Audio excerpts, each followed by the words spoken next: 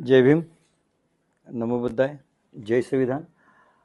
भारतीय बौद्ध महासभा जी डॉक्टर बाबासाहेब आंबेडकरांनी स्थापन केलेली आहे त्याचं English now the Buddhist society of India आणि बाबासाहेब आंबेडकरांनी स्थापन केलेलं समता सैनिक दल असं संयुक्त जे हेडक्वार्टर आहे ते मुंबईचं हेडक्वार्टर आहे आणि चैत्यभूमीची ट्रस्टी आहे दी बुद्धिस्ट सोसायटी ऑफ इंडिया आणि त्या संस्थेचे जे ट्रस्टी आहेत ते डॉक्टर बाबासाहेब आंबेडकरांचे नातू डॉक्टर भीमराव यशवंतराव आंबेडकर हे ट्रस्टीने राष्ट्रीय कार्याध्यक्ष आहेत, समता दलाचे राष्ट्रीय अध्यक्ष आहेत. त्यांच्या मार्गदर्शनाखाली हे 2014पासून आम्ही समता दलाची व्यवस्था नव्यानं आम्ही सुरू केलेली आहे आणि मीराताई आंबेडकरांच्या पासून म्हणजे 85पासून आम्ही हे सगळं व्यवस्था अव्याहतपणे करत आहोत. मीराताई आंबेडकर ह्या आत्ता राष्ट्रीय संरक्षक आहेत आणि समता दलाच्या सुप्रीम कमांडर इन चीफ आहेत. त्यांचं मार्गदर्शन आणि भीमराव आंबेडकरांच्या मार्गदर्शनानुसार आम्ही ही व्यवस्था बघत असतो. या व्यवस्थेमध्ये जी व्यवस्थापन समिती आहे ट्रस्टीची त्याच्यामध्ये प्रमुख मग आदरणीय मीराताई आंबेडकर, बाळासाहेब आंबेडकर, भीमराव आंबेडकर, अण्णादाजी आंबेडकर असे आणि संस्थेचे ट्रस्टी आणि ट्रस्टी चेअरमन ही सगळी मंडळी त्याच्यात असतात. आणि त्याच्यानंतर मग सहप्रमुख मी स्वतः आहे कार्यालयाचा इन्चार्ज म्हणून.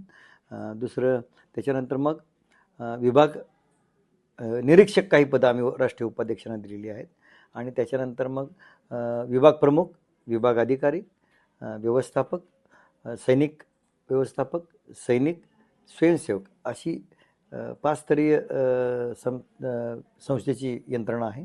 या यंत्रणामध्ये केंद्रीय पदाधिकाऱ्यापासून, राज्याच्या पदाधिकाऱ्यापासून, जिल्ह्यांच्या पदाधिकाऱ्यापासून, मुंबईतल्या शाखेच्या पदाधिकाऱ्यापासून आणि याच्यामध्ये प्रामुख्यानं मुंबई, ठाणा, पालघर, नवी मुंबई, रायगड या जिल्ह्यातले सगळे कार्यकर्ते समता दल पदाधिकारी कार्यकर्ते सेवा देत असतात. या सेवेसाठी जवळजवळ 5000 स्वयंसेवक आम्ही नियुक्त केलेले आहेत. दुसरं 3000 व्यवस्थापक नियुक्त केलेले आहेत आणि सैनिक आहेत ते सैनिक 5000 सैनिक नियुक्त करण्यात आलेले आहेत आणि सैनिकांचे अधिकारी 500 अधिकारी नियुक्त करण्यात आलेले आहेत. अशी संख्या बळ या दरवर्षी या समता दलाच्या वतीनं आणि भारतीय बौद्ध महासभेच्या वतीनं तैनात केली जाते. ही जी विभागणी आहे ती जवळजवळ 18 विभागामध्ये विभागण्यात केलेली आहे. चैत्यभूमी परिसर, राजगृह, आंबेडकर भवन हा पूर्ण परिसर तो जी लाईन असते ती लाईनचे आम्ही 12 विभाग केलेले आहेत. एक पहिला विभाग असतो तो सेनापती बापू पुतळ्याचा, तो तिथं ड्युटी ऑफिस असतं, तिथून सगळ्यांना यंत्रणा ड्युटी केली जाते. त्यांच्यासाठी ह्या स्पेशल बॅचेस आम्ही केले आहेत. ते सेवेचे बॅचेस आहेत, ड्युटीची बॅचेस आहेत. 2 नंबरचा विभाग आहे चैत्यभूमी, 3 नंबरचा विभाग आहे बबन प्रभू चौकाचा विषय, 4 नंबर इंदू मिलचा विषय, त्याच्यानंतर मग 5 पुढचा वरळीपर्यंत जातो ते जवळजवळ ते 11 नंबर विभाग आहे आणि 12 नंबर विभाग शिवाजी पार्कनं असा सगळा केलेला आहे. याच्यामध्ये ही सगळी यंत्रणा राबलेली आहे. आम्ही सकाळी 8 ते रात्री 8, रात्री 8 ते सकाळी 8 अशा प्रकारची ड्युटी आम्ही प्रत्येक या सगळ्या स्वयंसेवकांनी अधिकाऱ्यांना दिली जाते. त्याच्यामध्ये सैनिकाचे जे ड्युट्या आहेत त्या अधिकाऱ्याप्रमाणे त्यांना देतात आणि याच्यामध्ये आम्ही कुठल्याही प्रकारचं त्यांना मानधन कुठलं दिलं जात नाही. ते त्यांच्या स्वतःच्या खर्चाने येतात, स्वतःच्या खर्चानं. मिळालंच तर आमच्याकडून भोजनदान मिळालं तर बाहेरच्या लोक मिळालं तर भोजनदान देतो, नाहीतर ती स्वतःच्या खर्चानं करतात, राहतात सुद्धा स्वतःच्या खर्चानं राहतात. आणि ही फक्त व्यवस्था ह्या 4 जिल्ह्याचे प्रमुख पदाधिकारी महाराष्ट्रातल्या सर्व जिल्ह्यातनं महिला आणि पुरुष असतील आणि देशातल्या राज्यातून कार्यकर्ते असतात, या सगळ्यांना व्यवस्था दिली जाते.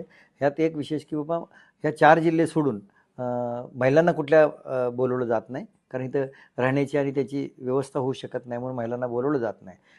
महिलांची ड्युटी जरी मुंबई, ठाणा, रायगड, पालघर, नवी मुंबई ह्या जिल्ह्यातले जरी असले आणि मुंबईतले असले तरीसुद्धा या महिलांना मात्र आम्ही सकाळी 8 ते रात्री 8 अशीच ड्युटी दिली जातो आणि 12-12 तासाच्या ड्युट्या दिल्या जातात. त्यामुळे ही जी यंत्रणा आहे ही यंत्रणा पोलीस विभाग आणि समता सैनिक दल याच्यासाठी केली जाते. आम्ही हॉकर्सचं सुद्धा जे आहे ते हॉकर्स म्हणजे समजा बाबासाहेब आंबेडकरांचा हा महापरिनिर्वाण दिन आहे, 69वा महापरिनिर्वाण दिन आहे, याचं पावित्र्य ठेवण्यासाठी जे शिट्या वाजवणं असतील किंवा मिठाई विकणं असतील किंवा हॉकर्स कपडे विकायचे असतील किंवा जो बिझनेस करण्याच्या दृष्टिकोनातून आहे ते यासाठी देत नाही. तर पोलिसांनी आम्ही तशी यंत्रणा केली जाते. किंबहुना यावेळेला अजूनही गोष्ट पोलिसांनी एक टीम केलेली आहे.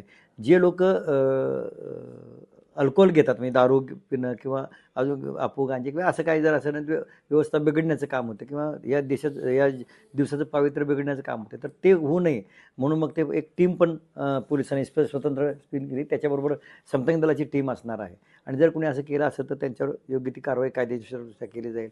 परिसरातले जे काही दारूची दुकानं आहेत ती सुद्धा बंद करण्याचं आव्हान आम्ही केलेलं आहे.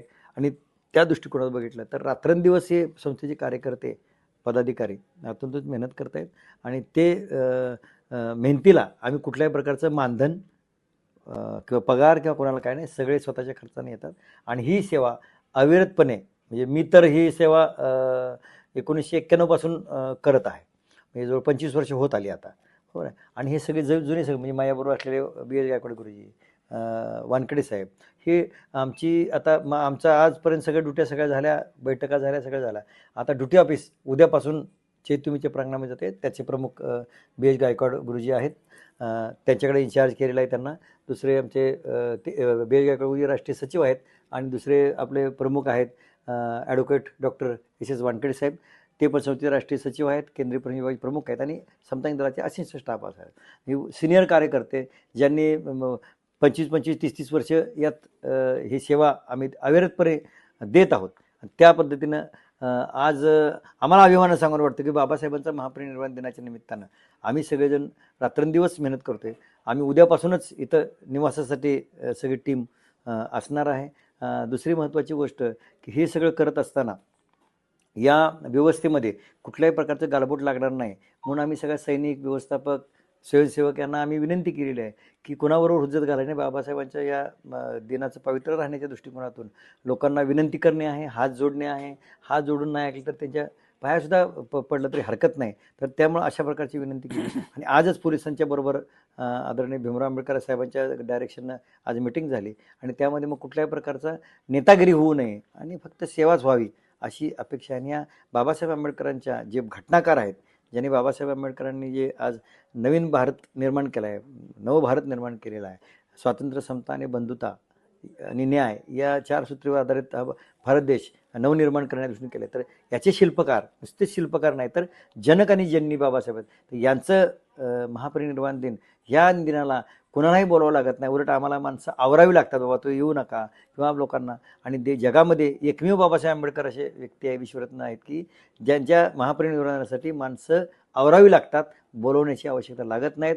महापुरुष इतर बाबासाहेबांच्या व्यतिरिक्त कुठलेही महापुरुष देशातले काही जगातले कुठल्याही माणसं महापरिनिर्वाण दिन किंवा तो स्मृती दिन याला माणसं बोलवावी लागतात. केवळ एकमेव जगातली एकमेव व्यक्ती आहे जे सिम्बल ऑफ नॉलेज आहे ते बाबासाहेब आंबेडकर यांच्या महापरिनिर्वाण दिनाला माणसं आवरावी लागतात. त्यासाठी अव्याहतपणे आणि हजारो लोक मग आपल्या पैशाने येतात, अभिवादन करतात आणि त्यांना त्यांची सुविधा म्हणून मग महानगरपालिका, पोलीस प्रशासन हे सगळं त्याला दिमतीला असतं. आणि समाजसेवा संघटना संस्था आहेत हे सुद्धा भोजन, साहित्य त्यांना वाटप करतात. अशा प्रकारच्या बऱ्याच गोष्टी. आणि सर्वात महत्त्वाची गोष्ट या महापरिनिर्वाणाच्या निमित्तानं जी काही पब्लिक येतं किंवा जे अभिवादन करण्याचे अनुयायी येतात ते जाताना काय घेऊन जात असतील तर बाबासाहेबांचा फोटो, बाबासाहेबांची मूर्ती, भगवान बुद्धाची मूर्ती आणि सगळ्यात महत्त्वाची गोष्ट पुस्तकं घेऊन जातात. असे ऐतिहासिक ही बाबासाहेब आंबेडकरांची महापरिनिर्वाणाची जी काही दिन असतो तो अत्यंत शांततेने पाळला जातो. धन्यवाद. जय भीम, जय बुद्ध, जय भारत.